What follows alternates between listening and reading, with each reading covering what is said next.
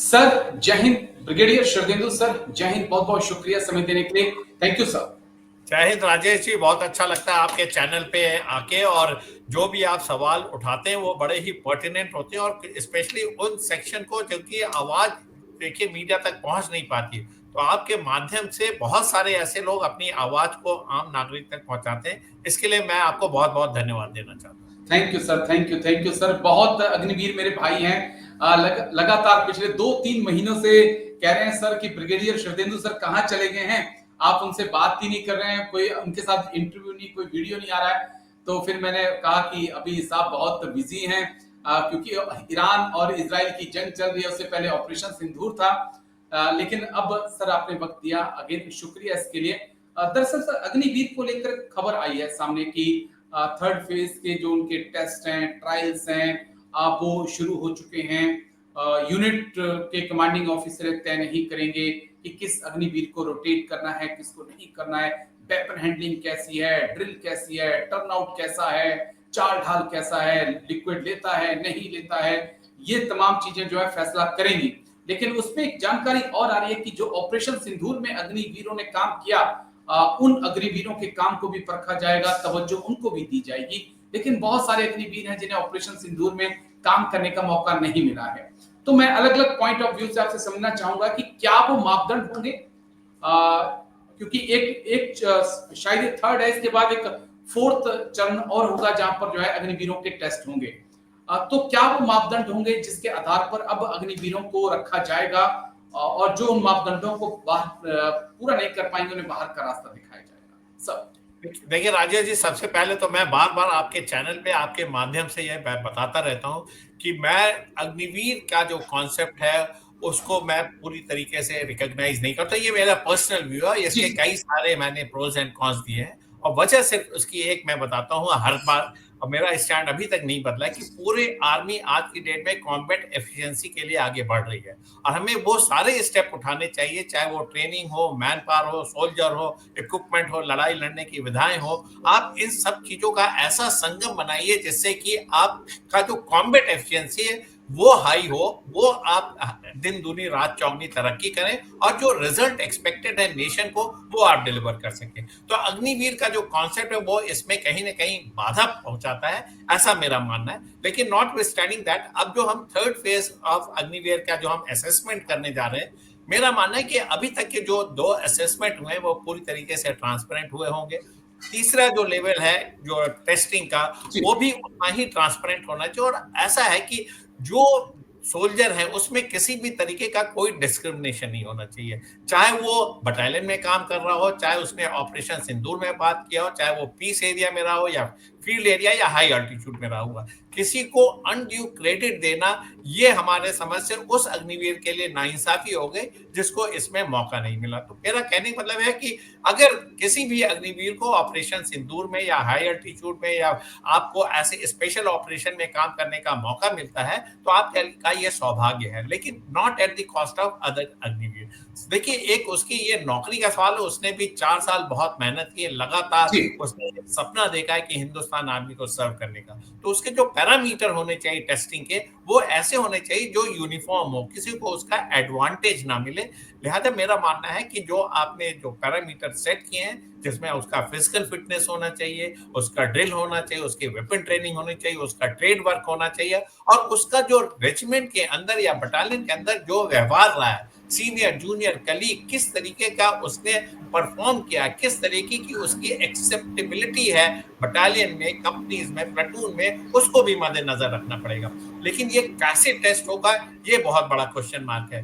जैसा कि ओके। आपने बताया अपने तमाम चैनल में कि जो ये टेस्टिंग होगा उस बटालियन या यूनिट या उसमें नहीं होगा, वो बाहर की संस्था करेगी। हो सकता है ब्रिगेड में हो सकता है नेबरिंग फॉर्मेशन में हो, जी या तमाम जैसे जो फील्ड एरिया में उनके लिए बताया गया कि कोर बैटल स्कूल में ये टेस्ट होगा। तो जहां भी ये टेस्ट हो, एक सच्चाई ईमानदारी के साथ पूरे पूरे ट्रांसपेरेंट तरीके से हो। और जैसा कि देखिए जो स्टेप उन्होंने लिए हुए हैं टेस्टिंग के, उसमें दिखता है कि जैसे पहला टेस्ट जो होगा वो 3 बार वो टेस्ट दे सकता है, उसके मार्क्स अग्निवीर को दिए जाएंगे। Second, third and fourth level के जो टेस्ट होंगे वो 2 बार दे सकता है, उसको मार्क्स मिलेंगे जिससे वो अपने परफॉर्मेंस को इम्प्रूव कर सके। लेकिन जहां जो कई सारे सब्जेक्टिव चीजें हैं, इंट्रिंसिक चीजें हैं, उसको आप कैसे असेस कर रहे हैं, उसका व्यवहार, उसका सीनियर जूनियर के प्रति क्या रिस्पेक्ट है, रेजिमेंटल इथोस किस जी। तरीके से वो एक टीम का हिस्सा बनता है, इसका कैसे असेसमेंट होगा, इसको कौन मेजर करेगा, क्या उसका सेक्शन कमांडर करेगा, क्या उसके कंपनी कमांडर करेंगे, सीओ करेंगे, कौन करेंगे, ये सारी चीजें रह जाती हैं। तो तमाम मेरा मानना है कि देखिए जो एक सोल्जर है वो सारी चीजों का मिश्रण है, उसका ड्रिल बिल्कुल। अच्छा होना चाहिए, वेपन ट्रेनिंग होनी चाहिए, और सबसे बड़ी बात जो है राजेश जी, टीम स्पिरिट, वो टीम में कैसा परफॉर्म कर रहा है। देखिए जो सेनाएं होती वो ग्रुप और बटालियन क्यों बनी हुई, कंपनी क्यों बनी हुई, क्यों वो टीम में उसका एक बहुत बड़ा कंट्रीब्यूशन होता एग्री है। सर। सारी चीजों को आप कैसे असेस करेंगे, ये बड़ा ही धूमिल पिक्चर है आज की डेट में। मेरा मानना है कि जो हमारे मिलिट्री प्लानर जो असेसमेंट टीम है वो इन सारी चीजों को देखेगी और किसी भी तरीके के भेदभाव या किसी भी तरीके का डिस्क्रिमिनेशन को वो फुल स्टॉप लगाएंगे और एक परफेक्ट असेसमेंट करके जो 25% अग्निवीर रेगुलर होंगे उनका वो सही मापदंड, सही जी। असेसमेंट करेंगे। लेकिन ये जो कहा जा रहा है कि जो अग्निवीर ऑपरेशन सिंदूर में जिन्होंने काफी एक्टिव होकर पार्टिसिपेट किया है, उनको क्या प्रायोरिटी दी जा सकती है? क्योंकि बहुत सारे अग्निवीर भाई हैं, उनको तो मौका नहीं मिला है, तो ये भी तो एक अन्याय होगा।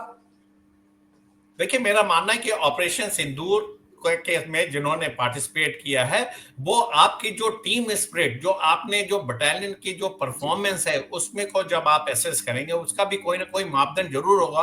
हो सकता है चौथे स्टेज में आप इसको एसेस करें क्योंकि तब तक वो पूरा परिपक्व हो जाएगा। तो इस तरीके के जो आपके जो वैल्यू पॉइंट है आप उसको उस स्टेज में असाइन कर सकते हैं। देखिए जब आप चौथे स्टेज के असेसमेंट में पहुंचेंगे तो बहुत सारी चीजें क्लियर हो जाती हैं कि उसका प्रोफेशनल एटीट्यूड क्या है, उसने जी। टीम में कैसे काम किया, उसका किस तरीके से शेप अप किया, कैसे उसका राइज है परफॉर्मेंस में, पहले टेस्ट, दूसरे टेस्ट, तीसरे, उसका ग्राफ ऊपर जा रहा है कि नीचे जा रहा है, किस तरीके की चीजें, आप तमाम चीजों को असेस कर सकते हैं। तो इस तरीके की जो वैल्यू पॉइंट है आप दे सकते हैं, लेकिन आप एक स्पेशल प्रोविजन भी लगा सकते हैं। देखिए 25% आप तो रेगुलर करें जिसका कि आप मापदंड बिल्कुल एक साथ रखें, एक जैसा रखें। जी।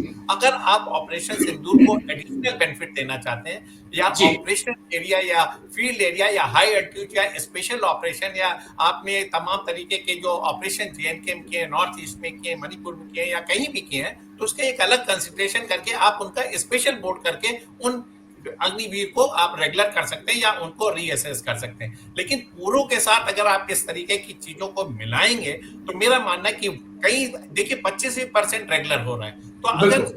ऑपरेशन सिंदूर में एक बड़ी तादाद में अगर लोगों ने पार्टिसिपेट किया है या उसके हिस्सा बने हैं तो उनको डायरेक्ट बेनिफिट मिलता है, लेकिन बाकी अग्निवीर के साथ ये नाइंसाफी होगी क्योंकि उनको मौका ही नहीं मिला। सारे लोगों ने बिल्कुल। ऑप सिंदूर में नहीं भाग लिया, एक छोटा सा हिस्से ने इसमें पार्टिसिपेट किया, एक छोटा सा हिस्सा या 10 से 20 या 25% लोगों ने फील्ड एरिया या हायर टीचर में काम किया। तो एक बहुत बड़े फील्ड पे आपको काम करना पड़ेगा। इतना आसान काम देखिए राजेश जी नहीं है, इसमें कई सारे फैक्टर इसमें इन्वॉल्व होंगे। मेरा मानना कि जो असेसमेंट टीम होगी वो एक तमाम तरीके के वैल्यू मैट्रिक्स को बना के आगे चलेंगे और जिसको एक बड़े निष्पक्ष और ऑब्जेक्टिव तरीके से इसकी एनालिसिस करेंगे। और जो आपने बताया कि ऑपरेशन सिंदूर में जिन्होंने पार्टिसिपेट जरूर उसको बेनिफिट मिलना चाहिए, फील्ड एरिया या इन्होंने जो डिफिकल्ट टेरेन में जिन्होंने काम किया, लेकिन उसके लिए आप एक अलग बोर्ड, पहले तो आप 25% में इसको ना इंक्लूड करें। देखिए कितने अग्निवीर जिन्होंने ऑप सिंदूर में पार्टिसिपेट किया वो स्वतः ही 25% में आ जाएंगे अगर उनकी परफॉर्मेंस बहुत अच्छी रही है। अगर नहीं है तो उनके लिए आप एक स्पेशल रिव्यू करके एक बेनिफिट दे सकते हो और एक वन टाइम मेजर, क्योंकि रोज रोज ऑपरेशन सिंदूर नहीं होने जा रहा, उसके तहत आप रेगुलर कर सकते हैं, not at the cost of 25% Agniveer जिन्होंने कंसिस्टेंटली अच्छा परफॉर्मेंस दिया। एक दो पॉइंट मैं आपसे और समझना चाहूंगा सर। जिस प्रकार से ऑपरेशन सिंदूर में हमने देखा कि मैन बिहाइंड दी मशीन बहुत जरूरी है। आप मशीनों पे डिपेंड नहीं रह सकते हैं, आपको चाहिए वो कंधे, वो हाथ जो अच्छे से बंदूकों को, तोपों को चला सकें। इस बीच में सेना की संख्या को कम करना, ये फैसला कितना सही आपको लग रहा है? क्योंकि जो हालात दिखे हैं ऑपरेशन सिंदूर में 4 दिन की जंग के दौरान कि आपका मुकाबला, क्योंकि डिप्टी चीफ आर्मी के डिप्टी चीफ जो है उप सेनाध्यक्ष, उन्होंने भी ये बात कबूली है कि एक देश से नहीं बल्कि हम 4 देशों से लड़ रहे थे। तो क्या ऐसे वक्त में ये स्ट्रेंथ भारतीय सेना की कम करना जायज है?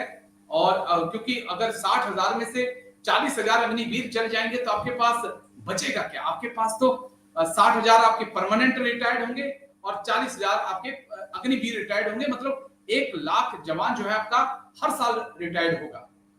तो स्ट्रेंथ देखिए आपकी राजेश जी, कम होगी। देखिए राजेश जी, हमारे और आपके व्यूज इस सब्जेक्ट में काफी हद तक मेल खाते हैं। हिंदुस्तान की जो फौज है, हिंदुस्तान की जो सिक्योरिटी फोर्सेस हैं, वो सिर्फ अपने हॉस्टाइल एनिमी से ही नहीं लड़ रहे हैं, उनके तमाम तरीके के जो प्रॉक्सीज हैं उनसे भी होते हैं, उनके जो तमाम तरीके का इन्फिल्ट्रेशन करते हैं उससे भी है, तमाम तरीके की नेचुरल विपदाएं आती हैं उसमें भी भारतीय सेना के लोग बढ़ चढ़ के हिस्सा लेते हैं। कोई भी ऐसा नेचुरल कैलामिटी अगर हुई है तो उसमें भारतीय सेना ने बहुत अहम रोल निभाया। तो हमारे रोल बड़े मल्टीफेरियस हैं और हमारी जो रिक्वायरमेंट और मैन पावर है ये जग जाहिर है। एक तरफ पाकिस्तान लगातार थ्रेटन करता है, आप थोड़ी सी सुरक्षा में चूक करिए, देखिए इन्फिल्ट्रेशन तैयार हो जाता है और पहलगाम जैसे तमाम इंसिडेंसेस हो सकते हैं। दूसरी तरफ चाइना का देखिए जिस तरीके से एक्सपेंशनिस्ट व्यू है, गलवान हो चाहे डोकलाम हो उसने भी, और अरुणाचल प्रदेश उसमें भी आज तमाम तरीके के ऐसी वो गांवों के नाम बदल दे रहे हैं, तो वहां भी हमारा फिजिकल कॉन्टैक्ट एलएसी और एलएसयू पे जो इंटेंसिटी ऑफ ट्रूप्स है, डेंसिटी ऑफ ट्रूप्स है, वो उतना ही होना चाहिए, तेज होना चाहिए। और नए फ्रंट खुलते जा रहे हैं, देखिए बर्मा का फ्रंट खुला हुआ है, बांग्लादेश भी आज की डेट में है, आपको कोस्टल एरिया का भी निगरानी करनी है, इंटरनल सिचुएशन को भी देखता, तो इन सारी चीजों में मैन पावर इंटेंसिव है। टेक्नोलॉजी का अपना अहम महत्व है। टेक्नोलॉजी आपने देखा है कि किस तरीके से इसकी रिक्वायरमेंट ऑफ सिंदूर में महसूस हुई।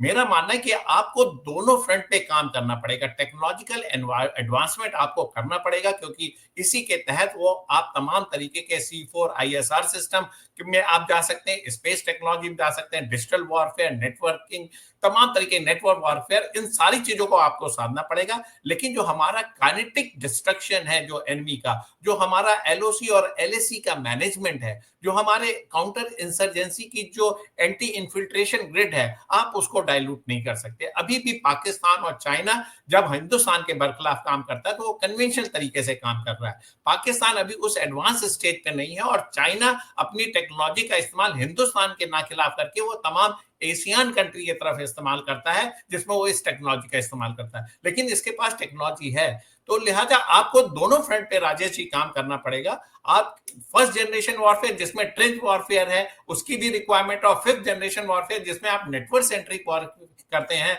ईएसएम ईसीसीएम की बात करते हैं, काउंटर मेजर की बात करते हैं, उसको भी आपको इंप्लीमेंट करना पड़ेगा। तो रिक्वायरमेंट मैनीफोल्ड है, आपको एक फाइन बैलेंस देना पड़ेगा। अगर फौज आपकी रिक्वायरमेंट है तो आप उसको रीस्ट्रक्चरिंग कर सकते हैं। आप ट्रेन सोल्जर लाने में बहुत समय लग जाता है, आप डाउन साइजिंग करेंगे तो आप कहीं ना कहीं कोई सिक्योरिटी इशू को कॉम्प्रोमाइज करेंगे, तो मैं उसके फेवर में नहीं हूं। आप टेक्नोलॉजिकल एडवांसमेंट करिए, इंडिजनाइजेशन के तहत आप तमाम तरीके के प्रोग्राम चल रहे हैं, लेकिन जो टेक्नोलॉजी का गैप है उसको फिलअप करिए बाय इंपोर्ट, जब तक आपका इंडिजिनस प्रोडक्शन उस लेवल का या स्टेट ऑफ आर्ट टेक्नोलॉजी का नहीं आ जाता है। आप सिक्योरिटी के साथ मजाक या खिलवाड़ नहीं कर सकते। आपको पेस रखना है चाइना को मद्देनजर रखते हुए। जिस तरीके से चाइना ने देखिए पाकिस्तान की मदद की और पाकिस्तान का युद्ध लड़ा, मैं तो ये कहूंगा पूरे देखिए हार्डवेयर जो थे चाइना ने अपने इस बैटल ग्राउंड में टेस्ट कर लिए, चाहे उसका J-10 हो, चाहे वो J-35 की सप्लाई की बात हो, चाहे उसके एयर डिफेंस सिस्टम हो, मिसाइल हो।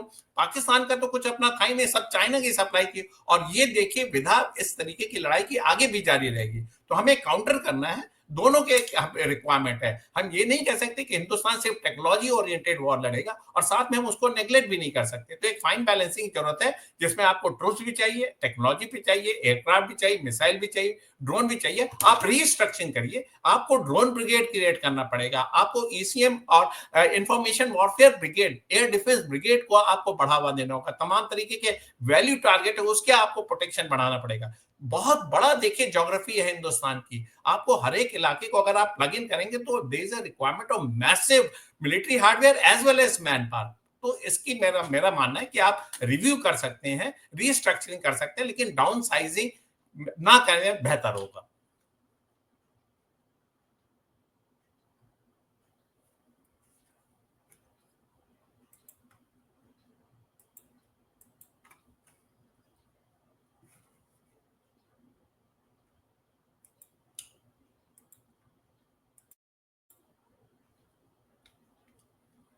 करता हूं मैं, शायद मैं म्यूट था। अब आप सुन पा रहे हैं सर मुझे? हाँ हाँ, yes yes. Okay sir, sorry, बीच में शायद मुझसे गलती से म्यूट हो गया था। ओके। जो सवाल मैं पूछना चाह रहा था आपसे कि एमओडी के पास रिपोर्ट जा चुकी है, तमाम आर्मी कमांडर्स ने सीईओस ने रिपोर्ट फीडबैक दे दिया है। 1.5 साल का वक्त, मुझे लगता है कि मोटा मोटा टाइम जो है 1.5 साल अभी है भारत सरकार के पास। क्या हम एक उम्मीद कर सकते हैं कि एक चेंज भारत सरकार अपने फैसले में लाए, क्योंकि अग्निवीरों ने बहुत अच्छा काम किया ऑपरेशन सिंदूर में, और मुझे लगता है कि सरकार को भी सोचना चाहिए कि इन बच्चों को उस अच्छे काम का कम से कम गिफ्ट दिया जाए, और ये जो 25% वाला एक प्रश्न चिन्ह लगा दिया है, इसको 80% तक ले जाया जाए। कोई पॉसिबिलिटी है?